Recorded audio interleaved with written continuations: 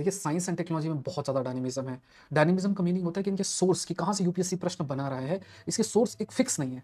मतलब ऐसा नहीं कि किताब पढ़ ली और इससे क्वेश्चंस आपके हो जाएँगे, ऐसा नहीं है। इसमें डायनेमिज्म बहुत है। अपकमिंग जो आपकी थीम्स आ रही हैं, एरियाज़ आ रहे हैं, उन पर हमारी नज़र बने रहना चाहिए, बहुत महत्वपूर्ण है। अब मैं आपको कुछ थीम्स बताता हूँ पीवाईक्यूज़ के माध्यम से, अगर आप 27-28 की तैयारी कर रहे हैं तो इस बात को बड़े ध्यान से सुनिएगा। देखिए कई चीज़ें हैं, जैसे मान लीजिए कि एनर्जी कॉन्टेक्स्ट में आज के टाइम पे देखिए एनर्जी का प्रोडक्शन है, तो बैटरीज़ बनाई जा रही हैं, डिफरेंट टाइप्स ऑफ बैटरीज़ हैं। अब उनके मैकेनिज़्म हमें पता होना चाहिए, अच्छा बैटरीज़ कैसे काम कर रही हैं। तो ये थीम है, तो इन्होंने प्रश्न बना दिया कि किसको एनोड और कैथोड के रूप में यूज़ करेंगे। अब इसमें मैं आपको एक चीज़ और शो करता हूँ। देखिए इसमें भी जो प्रश्न इन्होंने बनाया, ऐसा नहीं कि कहीं रैंडम उठा लेते हैं, ये न्यूज़पेपर से, जैसे ग्रेफाइट इज एन एनोड, ये वर्ड आपका है। अगर आपको ये न्यूज़पेपर के अंदर ही आया, या न्यूज़पेपर है 2023 का है, मेरे सेशन से ही है, तो आप अगर गो थ्रू होंगे तो वहाँ से ये लोग प्रश्न बनाए हुए हैं। तो न्यूज़पेपर एक महत्वपूर्ण थीम है। मतलब अगर इन महत्वपूर्ण थीम्स को आपको कवर करना है, तो न्यूज़पेपर एक महत्वपूर्ण सोर्स है। उसके अलावा और कोई सोर्स नहीं है जो अच्छे से कवर करना है, क्योंकि आप देखेंगे तो हर दिन द हिंदू न्यूज़पेपर के अंदर साइंस सेक्शन के अंदर स्पेशल साइंस सेक्शन आता है, और संडे के अंदर भी साइंस सेक्शन आता है, जो आपको गो थ्रू होना चाहिए साइंस एंड टेक्नोलॉजी कंटेक्स्ट में। एक थीम आप दूसरी देखिए, एनर्जी ट्रांजिशन में इन्होंने पूछा इथेनॉल की coal gasification can be use to produce किसको, इथेनॉल, नाइट्रोग्लिसरीन या यूरिया।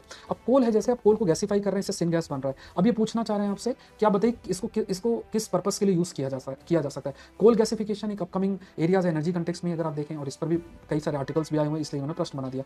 अब नोबेल प्राइज जिस एरिया से मिलता है उसमें, जैसे क्वांटम कंप्यूटर, एआई से रिलेटेड जो एरियाज हैं वो बहुत महत्वपूर्ण है। तो देखिए 2025 के अंदर इन्होंने प्रश्न जो है क्वांटम कंप्यूटिंग पे बनाया है। तो ये थीम्स ऐसी ट्रेडिशनल किताबों में नहीं मिलता है। इस पे भी आप देखेंगे जो मेजोराना चिप लेकर आया गया था, और मेजोराना पार्टिकल्स भी न्यूज़ में थे, इस वजह से इन्होंने यहाँ से भी क्वेश्चंस बनाए हुए हैं। तो अपकमिंग थीम्स देखिए, तो यहाँ पे क्वांटम टेक्नोलॉजी, तो नोबेल प्राइज ध्यान रखना 2025 के नोबेल प्राइज में, नोबेल प्राइज जो है क्वांटम टनलिंग कंसेप्ट में दिया गया था। अब यहाँ पे कई एरियाज हैं कि जैसे मशीन लर्निंग के कंटेक्स्ट में डीप लर्निंग क्या है, मशीन लर्निंग क्या है, एआई सिस्टम ओवरऑल अगर देखा जाए, तो ये अपकमिंग थीम्स है जिस पर आपकी नजर होनी चाहिए। फिर कई जो थेरेपीज होती हैं, ये पीवाईक्यूज अगर देखें तो थेरेपीज आप एक ऐसा एरिया है जहाँ पे कुछ ना कुछ डेवलपमेंट होता रहता है, चाहे कार्ड थेरेपी है, स्पार्क थेरेपी है। इसी तरीके से निपाह वायरस कंटेक्स्ट में आप देखिए, तो एक प्रश्न इन्होंने बनाया मोनोक्लोनल एंटीबॉडीज कंटेक्स्ट में देखें, तो इसका भी सोर्स मैं आपको दिखाता हूँ। हर क्वेश्चन 15 में से आप मानिए कि सारे क्वेश्चन के ऑलमोस्ट सोर्सेस हैं जो कि न्यूज़पेपर से, जैसे आप देखिए ये पूरा आर्टिकल आया था जहाँ से इन्होंने क्वेश्चन बनाए। तो बिना न्यूज़पेपर के सोर्सेस को फॉलो किए हुए साइंस टेक को अच्छा कर पाना बहुत बहुत मुश्किल है। ऐसी स्पेस टेक के मिशन पर भी ये लोग जाते हैं, अलग ये भी महत्वपूर्ण थीम है, जिसमें माइक्रोग्रेविटी रिसर्च को इन्होंने लिंक किया। मतलब अगर आपको सिर्फ मिशन पता है, इनके एक्सियोम 4, स्पार्डेक्स, गगनयान, बस इनके नाम पता है तो काम नहीं चलेगा।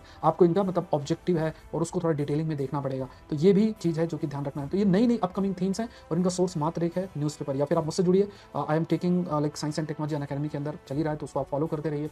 At the same point of time newspaper के डिस्कशन भी आप मुझसे जुड़ सकते हैं, क्योंकि बिना न्यूज़पेपर के डिस्कशन के जो साइंस के स्पेशलिस्ट आते हैं, इन टॉपिक्स को आप हैंडल नहीं कर सकते हैं, और अपने साइंस के प्रति जो एप्टीट्यूड है वो भी आपको डेवलप करना है। तो इन पीवाईक्यूज़ के बेसिस में 27-28 की तैयारी अगर कर रहे हैं, इन चीज़ों को ध्यान में रखना है। Thank you.